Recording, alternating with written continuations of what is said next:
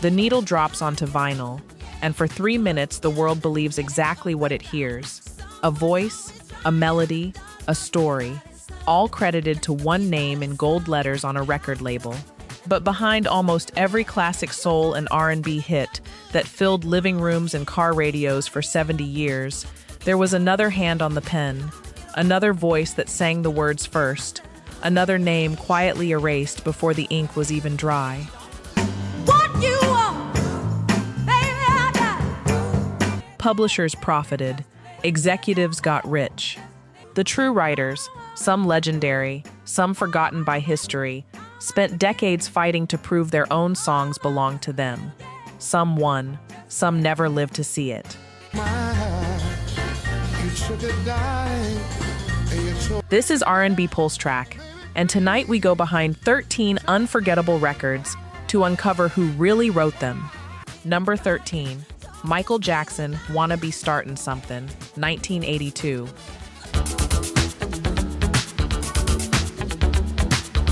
By 1982, Michael Jackson was already a solo star, rebuilding himself after the Jackson 5 years, working with producer Quincy Jones on what would become Thriller. Wanna Be Startin' Something was one of the album's most rhythmically daring tracks, built around a chant Jackson had actually written years earlier and shelved. That chant, Mama Say, Mama Sa, Mama Kusa, became the song's most memorable hook. The problem was that it wasn't original. Cameroonian saxophonist Manu Dibango had used almost the identical phrase in his 1972 Afrobeat single, Soul Makossa, a song that had already influenced disco and funk producers throughout the 70s.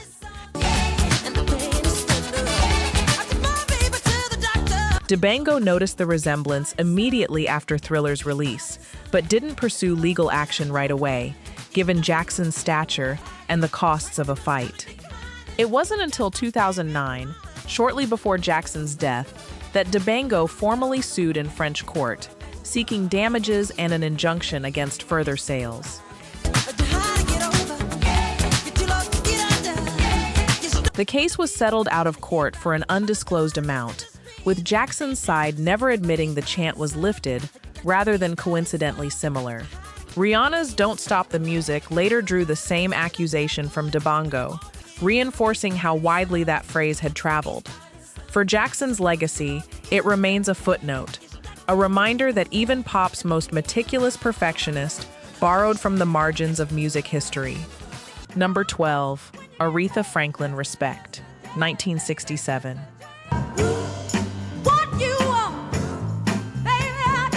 2 years before Aretha Franklin ever touched it, Respect belonged to Otis Redding.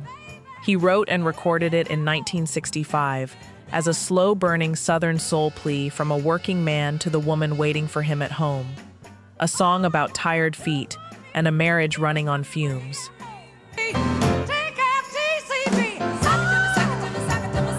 Franklin's version, cut at Atlantic's New York studio in February 1967, kept Redding's writing credit but almost nothing else.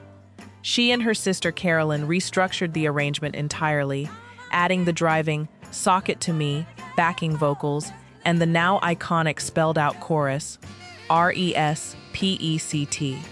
Producer Jerry Wexler later said he knew within seconds of hearing the demo that Franklin had transformed the song into something Redding himself hadn't imagined.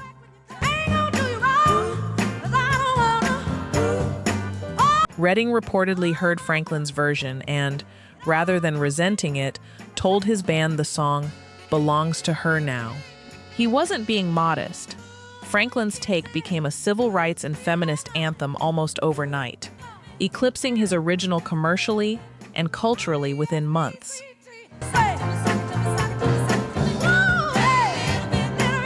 Redding still received full songwriter royalties. There was no legal dispute, no lawsuit, no theft. The real controversy is a quieter one historians still debate. When an artist reinvents a song this completely, who does it actually belong to? The writer or the woman who gave it its meaning? Number 11, Little Willie John Fever, 1956. kiss me, fever when you hold me tight. Little Willie John was barely out of his teens when Fever made him a star. Its stripped-down arrangement of just voice, bass, and finger snaps, setting a new standard for restraint in R&B. Few listeners in 1956 knew the songwriting credit on the label was hiding a secret. 'Cause I know you're gonna treat me right, you give me fever. Fever was officially written by Eddie Cooley and a mysterious John Davenport. Davenport didn't exist. It was a pseudonym for Otis Blackwell, one of the era's most prolific black songwriters, who was locked into an exclusive publishing contract elsewhere and couldn't legally place songs under his own name without violating it. Sun lights up the Blackwell used the same trick throughout the 50s, most famously on songs later recorded by Elvis Presley, including Don't Be Cruel and All Shook Up. The pseudonym protected his income in the short term, but buried his authorship for years. And royalty splits under Davenport were murkier and harder for Blackwell to track and enforce. daytime, moon lights up the night. The truth came out gradually through music industry reporting and Blackwell's own later interviews, and today his authorship of Fever is fully documented and undisputed. But the arrangement meant Little Willie John spent his career performing a song whose real author the audience never knew. One more black songwriter working in the shadows of his own hit. Number 10, Ben E. King, Stand By Me, 1961. When the night has come. Ben E. King left the Drifters in 1960, wanting real ownership over his own work, and within a year he had it. Sort of. Stand By Me grew out of a gospel hymn, Stand By Me, by Charles Albert Tindley, which King reworked with new secular lyrics about romantic devotion rather than faith. And the land is dark. To get Atlantic's production team fully behind the session, King brought in Jerry Lieber and Mike Stoller as co-writers, even though the words and melody were largely his own. Standard practice at the time meant King handed over a significant share of the publishing, simply to guarantee their involvement and Atlantic's promotional muscle. And the moon is the only light we... Recorded in one evening session in April 1961 with Lloyd Troutman's now legendary bass line, the song became a hit on release and an institution over the following decades, eventually ranked among the most played songs of the 20th century by BMI.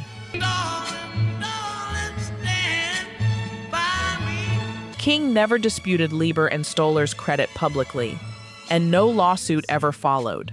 This wasn't theft, it was the economics of the era. But as Stand By Me generated tens of millions in royalties over 60 years, King's share reflected a split he agreed to under pressure, not one that matched what he'd actually written. Number 9, Ray Charles' I Got a Woman, 1954. I'll be your dog. Before Ray Charles had I Got a Woman, he had a gospel song ringing in his head. In late 1954, Charles and his band were touring the South, playing one-nighters, and searching for a sound that could set him apart from every other blues singer on the circuit.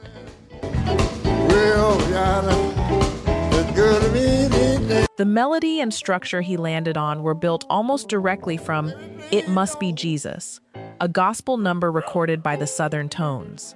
Charles kept the chord changes, the call and response phrasing, and much of the melodic shape, and simply replaced devotion to God with devotion to a woman.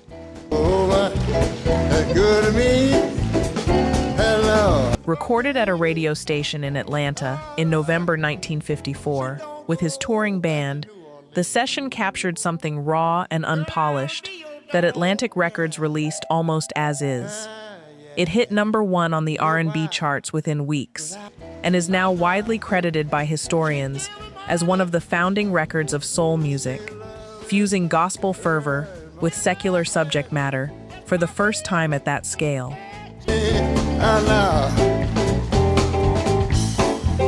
Gospel purists at the time were furious, accusing Charles of dragging the sacred into the profane. There was no lawsuit. Melodic borrowing between gospel and early R&B was common practice, rarely policed, and Charles always credited gospel as his foundation. But the debt "I Got a Woman" owed to the church was never in question, even if the royalties never flowed back to it. Number 8, Gladys Knight and the Pips/Marvin Gaye. I Heard It Through the Grapevine, 1967 to 1968. Motown songwriters Norman Whitfield and Barrett Strong wrote "I Heard It Through the Grapevine" and pitched it around the label for over a year before anyone would commit to it. Smokey Robinson passed. The Isley Brothers turned it down. Marvin Gaye recorded a version in 1967, but Motown chief Berry Gordy shelved it, unconvinced it would sell.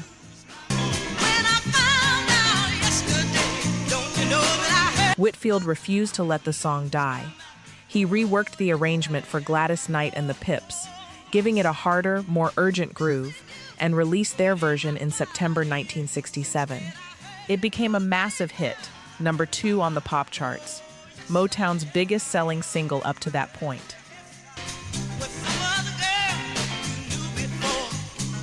Then, almost a year later, Whitfield finally convinced Gordy to release the shelved Marvin Gaye recording. Gaye's slower, more haunted version hit number 1 in December 1968, and eventually eclipsed Knight's take entirely in cultural memory, becoming the version most people think of today.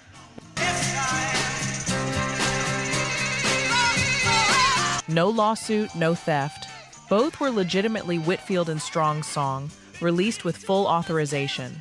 But Knight spent decades pointing out, without bitterness, that her version broke the song first and broke Motown sales records doing it, only to be quietly written out of the song's legacy once Gaye's version became the definitive one.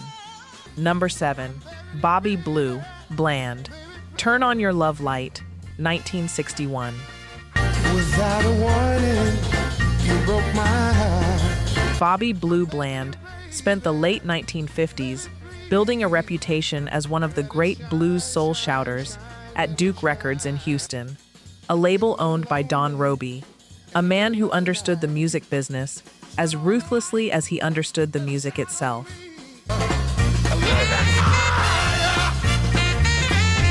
Turn On Your Love Light was credited on release to Joseph Scott and Dedrick Malone. Malone didn't exist as an independent songwriter. It was one of several pseudonyms Roby used to insert himself into songwriting credits on records he didn't write, guaranteeing himself a cut of the publishing income on top of what he already made as the label owner. You left me sitting in the dark crying. The practice wasn't a secret in Houston music circles, and multiple Duke and Peacock Records artists and session musicians later confirmed in interviews that Dedrick Malone was Roby's invention, used across dozens of songs over 2 decades. Bland's own contributions to arranging and shaping the song's feel went largely uncredited and unpaid beyond his flat session and performance fees. You said your love for me was dying. Released in May 1961, the song became one of Bland's signature hits and a blues soul standard covered by the Grateful Dead and countless others. Roby collected songwriter royalties on it for the rest of his life. Bland, whose voice made the record what it was, never held any ownership stake in it at all. Halfway through the countdown, if the stories behind these records are hitting you the way they're hitting us, take a second to hit subscribe and turn on notifications. We've got 7 more legends and 7 more truths still to uncover, and this is where the stakes get even higher. Let's keep going. Number 6, the Isley Brothers. It's Your Thing, 1969.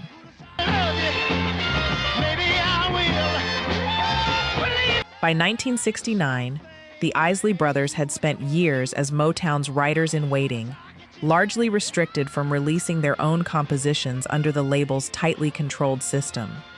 Frustrated, they left Motown to start their own label, T-Neck Records, and self-produced It's Your Thing, funkier, looser, and entirely their own.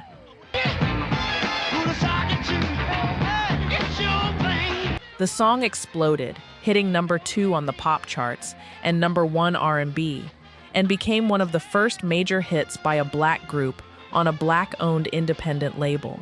It should have been a clean triumph of artistic independence. I'm not trying to run your life. Instead, Motown sued.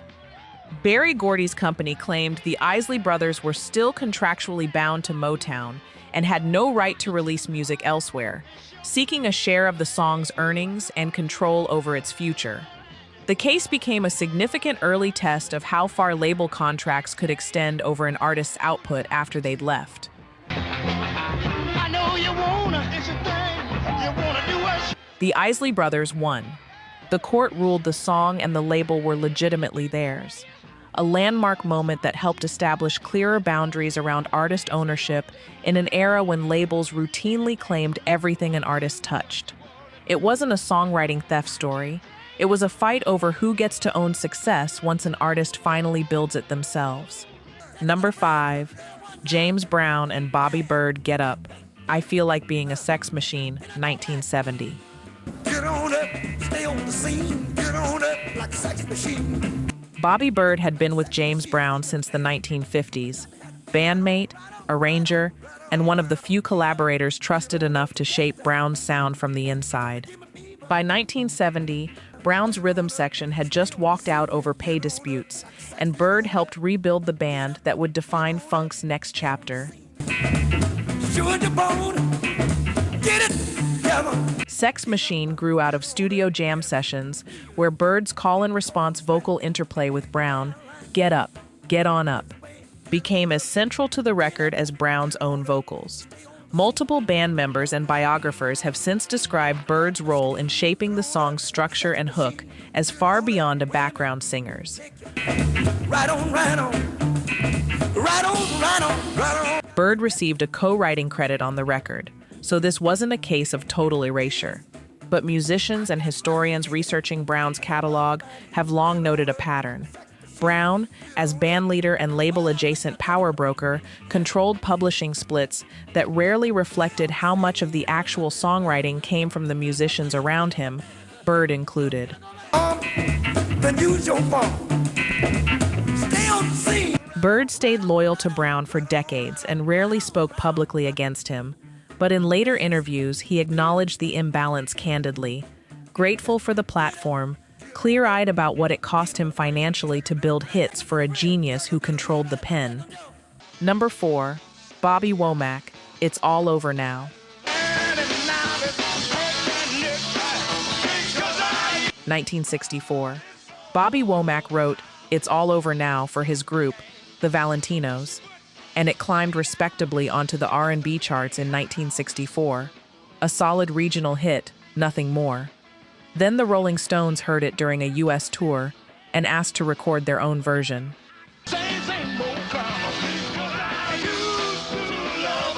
Womack initially refused, furious at the idea of an unknown British band taking his song.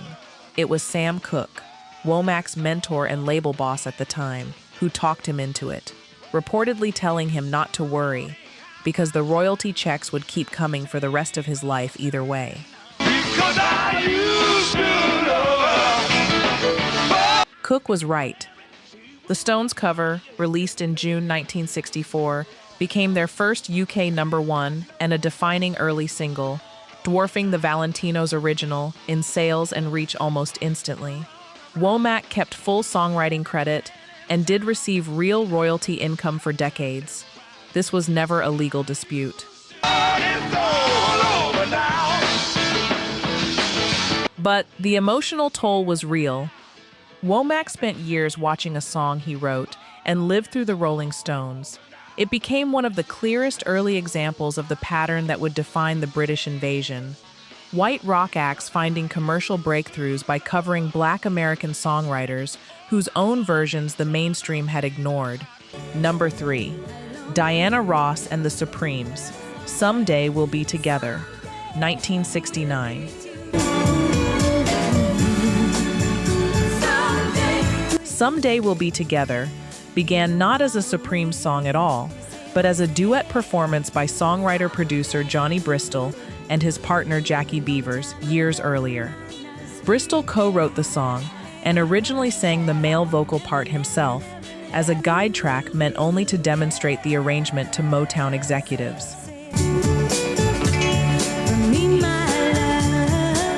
When the label chose it as Diana Ross's farewell single with the Supremes, marking her transition to a solo career, producers kept Bristol's guide vocal in the finished mix rather than re-recording it. His ad-libs and responses are audible throughout the released record, uncredited on the label.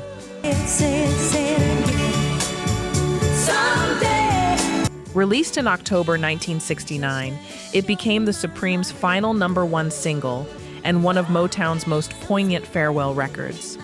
For years, casual listeners assumed Ross was singing alone, unaware a producer's guide vocal had made it into the final commercial release without formal billing.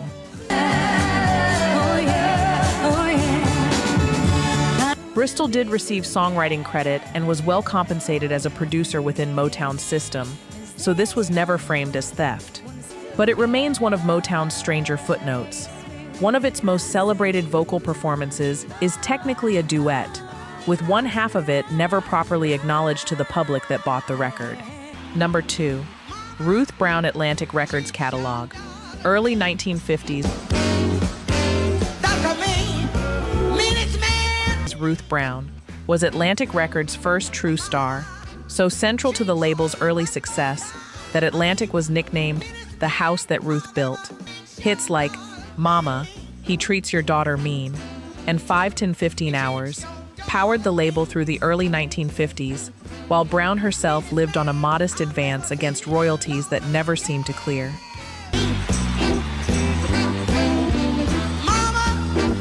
Under the recoupment contract standard at the time, Atlantic deducted expenses, studio costs, promotion, even wardrobe, directly from Brown's royalty balance before she saw a cent.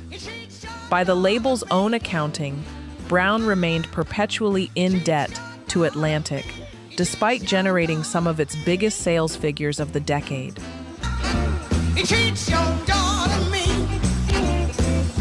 Brown left performing for years, working as a maid and bus driver, largely forgotten by the industry she'd helped build. It wasn't until the late 1980s that she began publicly and aggressively fighting Atlantic for the royalties she believed she was owed, backed by attorneys and growing public attention to the era's exploitative contracts.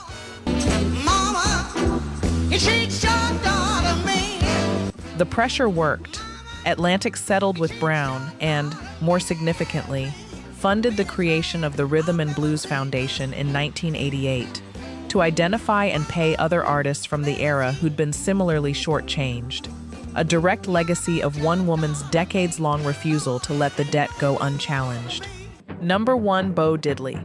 Bo Diddley beat 1955 and onward.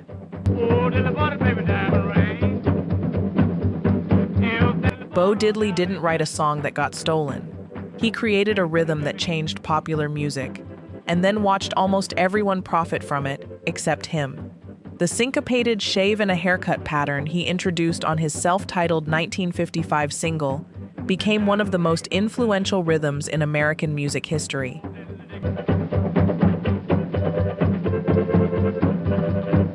Buddy Holly used it. The Rolling Stones built early singles on it. Bands from Elvis Presley's camp to 1960s garage rock leaned on the Bo Diddley beat as a foundational groove, often without any formal songwriting credit or royalty connection back to the man who originated it, since rhythmic patterns were historically far harder to copyright than melodies or lyrics.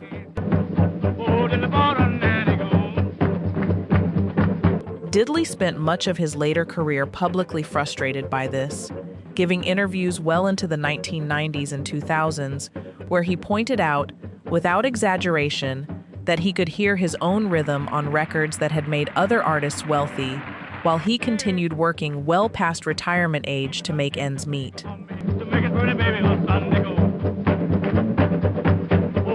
There was never a winnable lawsuit. The legal system simply wasn't built to protect a rhythmic feel the way it protected a melody. Bo Diddley's story closes this list, not because a court ever ruled in his favor, but because it never got the chance to. The theft here was baked into the rules themselves.